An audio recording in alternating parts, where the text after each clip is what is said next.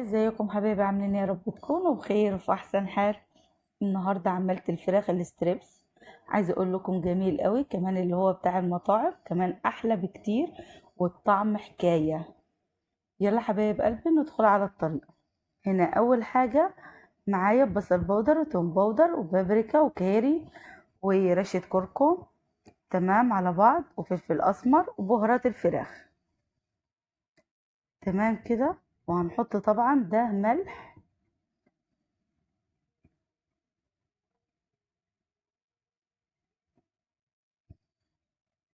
هنقلب كده كل المكونات مع بعض، وهحط نص معلقة بيكنج باودر أو كيك شيف،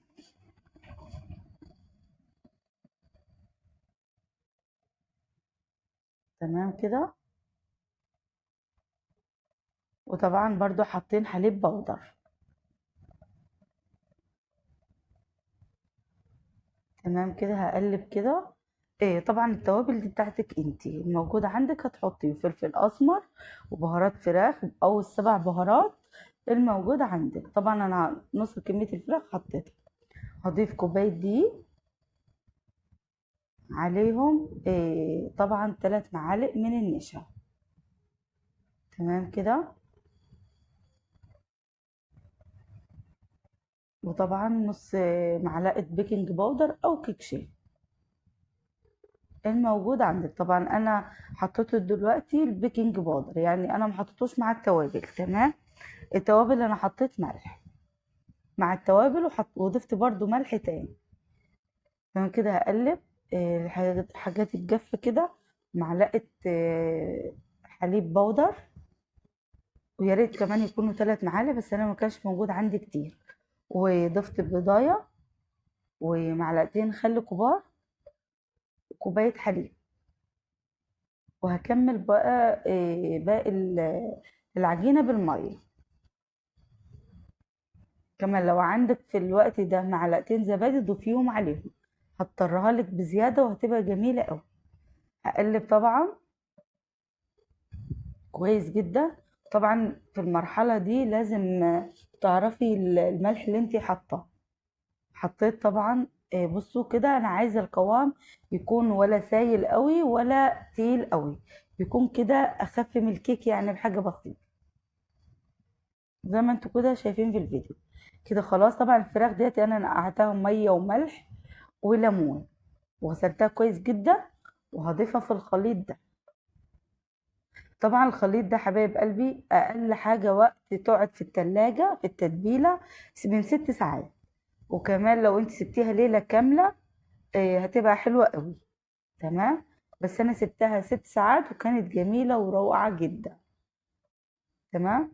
سيبيها 6 ساعات طبعا هي في التتبيلة، عشان طبعا ايه، تقطمي كده الستريبس، هتلاقي طعمه جميل قوي زي المطاعم بالظبط واحلى بكتير، حاجة انت ضمناها. طبعا هنا الدقيق.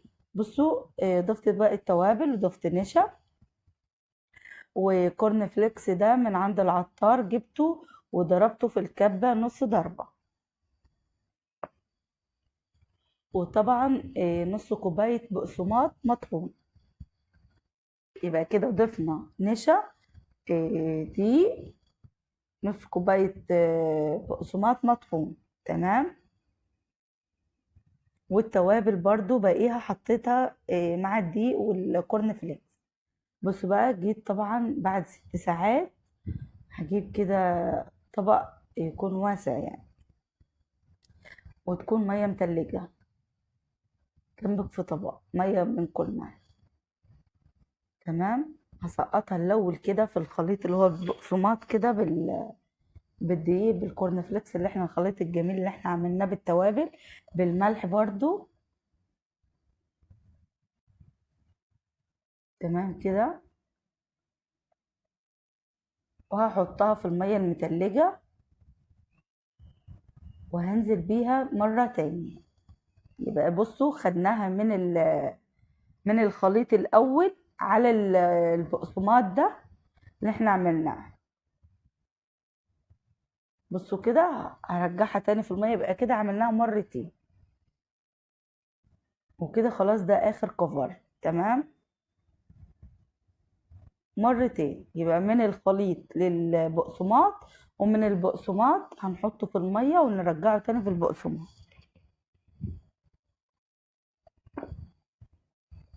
تمام كده. على فكرة كمان انا حمرته في وقتها، يعني ما استنيتوش ان هو يقعد في الفريزر. لو انت عايزة تخليه ممكن تحفظيه في الفريزر وتعمليه برضو هتحمريه حلو قوي. انا نص الكمية حفظتها في الفريزر وعملتها في وقت تاني.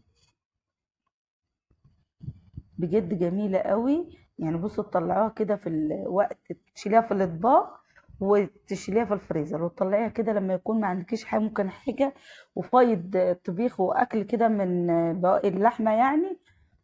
تحمريها جنبها، على فكرة جميلة قوي. او ممكن تعملي سلطة طحينة جنبها وطبق سلطة، بجد روعة جدا وجميل قوي قوي.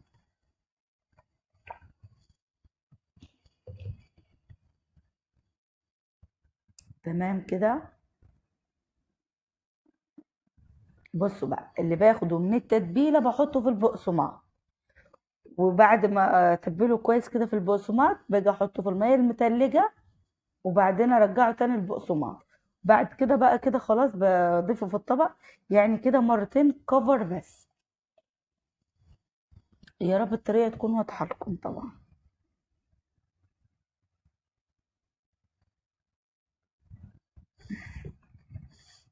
اللي انا كنت عاملاه كده في البقسماط في الاول باخده كده. تمام. بصوا بقى، عايزه اقول لكم في وقتها انت لو عايزه تحفظيه في الفريزر ساعه او ساعتين براحتك خالص. عايزه اقول لكم برضو النتيجه واحده، يعني الكفر مش هيفك ولا اي حاجه.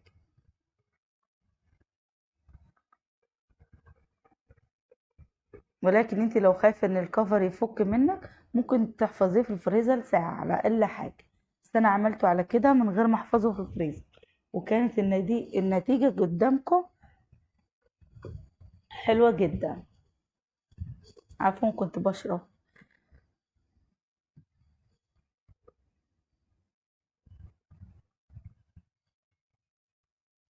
بجد روعه.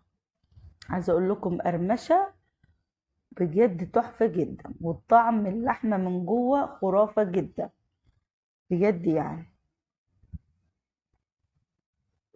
كمان لو عندك في جيتار ضيفيه مع الدقيق، هيديكي طعم جميل قوي قوي.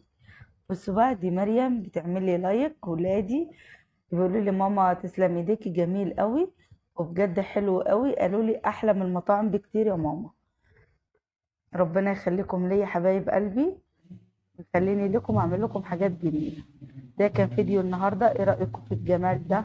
فيديو بسيط وحاجه سهله وجميله قوي قوي، ويفرحوا اولادكم في البيت. اشوفكم على خير ان شاء الله في فيديو جديد. باي باي.